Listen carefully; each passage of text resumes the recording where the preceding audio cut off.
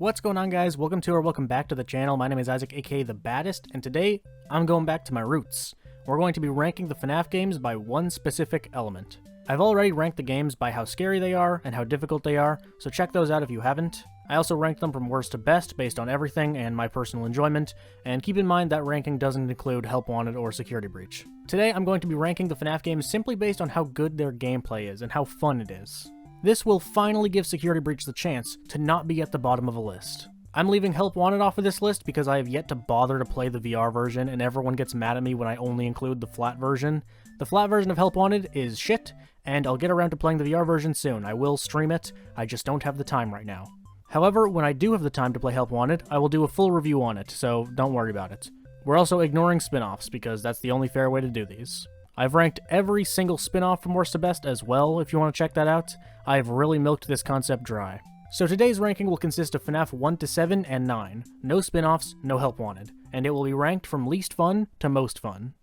But first, speaking of fun, let me tell you about today's sponsor, Monster Legends.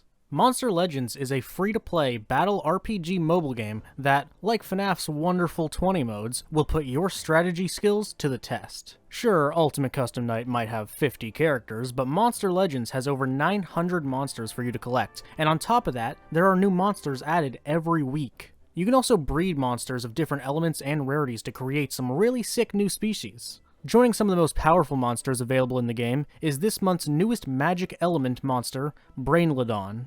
This abomination from outer space is a hive mind that empowers all of his allies, making your team an unbeatable opponent in battles. Level up your monsters and boost their powers with runes, relics, and talents to gain advantage in the battles ahead. Create the best team and put your strategy to the test in the ultimate challenge, battling other monster masters in real-time live duels, or in the multiplayer mode where you can conquer trophies, win rewards, and fight for a chance to reach the top leagues. Oh, but wait, there's more. One of the unique features in the game is the YouTuber Island, where you can find monsters created in collaboration with some of the biggest YouTubers. Find your favorite YouTubers, check out their monsters and the awesome skills they chose for them, and put them to the test. If you download the game now using my link in the description or the QR code on the screen, you will get 50,000 food, 300,000 gold, 10 gems, and the epic monster, Kaori. To make sure you don't miss out on this limited time offer, download the game now and claim the rewards, which will help you get a head start and speed up your leveling process. Do you have what it takes to become the #1 monster master in the world? Starting off at the bottom of the list, we got Sister Location. Although I think Sister Location is a special FNAF game, it's not up there with the most fun games. I've always said that Sister Location is more of an experience than it is a game. It's a series of interactive cutscenes that tell a story with a few scares along the way. Night 1, 2, 3, and 5 are all boring in terms of gameplay, and 4 is too hard to be fun. If you enjoy a challenge, Night 4 might be a bit thrilling, but I still can't call it fun. However, the Secret Night with Ennard is always going to redeem this game's gameplay to some degree. It's a shockingly well-crafted game, and the challenge is pretty cool to take on. I will mention that Sister Location has a custom night, but some of you might forget that that is DLC. If we were to include DLC in these ranking videos, it'd be too messy, and Sister Location is most noteworthy for its campaign anyway. Sister Location is a cool game, and I like it for quite a few reasons, but out of every FNAF game, it's the one I'm least likely to revisit. Good old FNAF 3. FNAF 3 has quite a lot of qualities, but its gameplay has never been one for me. If I were to describe the gameplay of FNAF 3 in one word, it'd be annoying. FNAF 3 isn't really easy, so I guess that's a plus, but it just isn't fun in the slightest. I like when FNAF games have cameras, but I don't like that FNAF 3 only relies on the camera. There's no fast-paced movements or the need for a quick reaction time. It's nothing but looking at the ugliest cameras in the series, and eventually you look to the left for a little bit. Once again, I wouldn't say FNAF 3 is easy because following Springtrap's movements is genuinely a challenge, but it's still unbearably not fun. I don't really have much else to say because I have described the gameplay and I just simply do not like it. You just look through the cameras as efficiently as possible. It's not easy, but it's not fun. Just gonna move on from there. Hey, did you guys know that I don't like Security Breach? The amount of times I've gotten a comment like, Security Breach is a good game, but it's a bad FNAF game, is absolutely insane. And I fundamentally disagree. I didn't like Security Breach from any perspective. Security Breach might feature diverse gameplay, but that doesn't really save it when it's still boring for a great majority of the time. There are a few sequences that I like, and that's why it's not at the very bottom. Montgomery Gator's boss fight is decent. It's not the best, but it's at least a little more challenging and a bit more fun than most parts of the game. I really enjoyed Phaser Blast, despite it not feeling like FNAF. It's fun and silly, and I had a pretty fun time with it.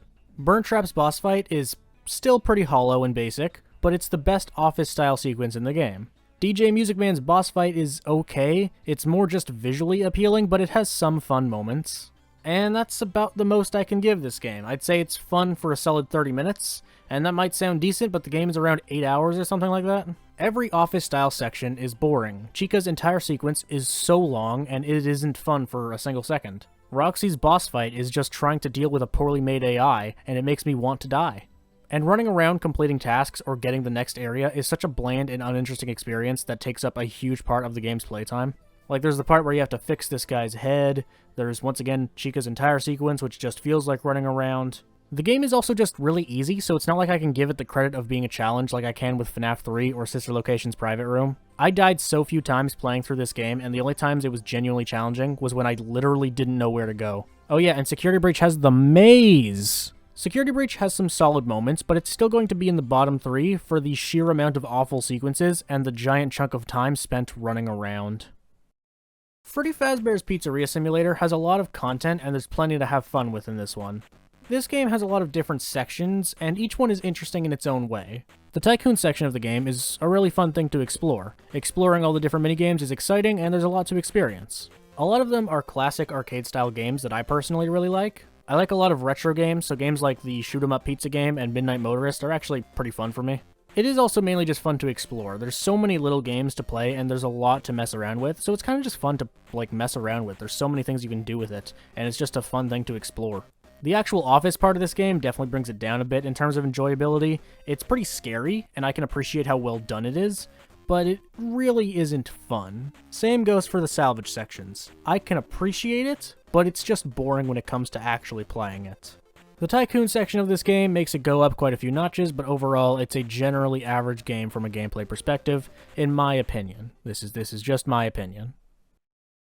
Is it an unpopular opinion to say that FNAF 4 is pretty fun? I think the reason I find FNAF 4 fun is the same reason I like the game as a whole so much. It's truly terrifying. The thrill of this game makes it so much fun, and it makes every moment feel important. I enjoy the rush of this game, and that makes the mechanics themselves more and more fun. I do legitimately find myself enjoying going from door to door to door because the excitement I get from doing so is actually pretty grand. I enjoy checking each area of the room because every single time I do anything, there is a risk, and a risk can make something really exhilarating. I also quite enjoy the nights with Nightmare and Nightmare Fredbear. It's a little more fast-paced, and that's something I enjoy in Five Nights at Freddy's. I've always argued that those nights are actually easier than the regular night since it requires a fraction of the focus, but I can still really enjoy the gameplay. FNAF 4 is a flawed game, as all games are, and I can understand why not everyone enjoys the gameplay itself, but I've always thought it was pretty solid, as long as you're willing to risk the chance of screaming so loud you wake up all of your neighbors.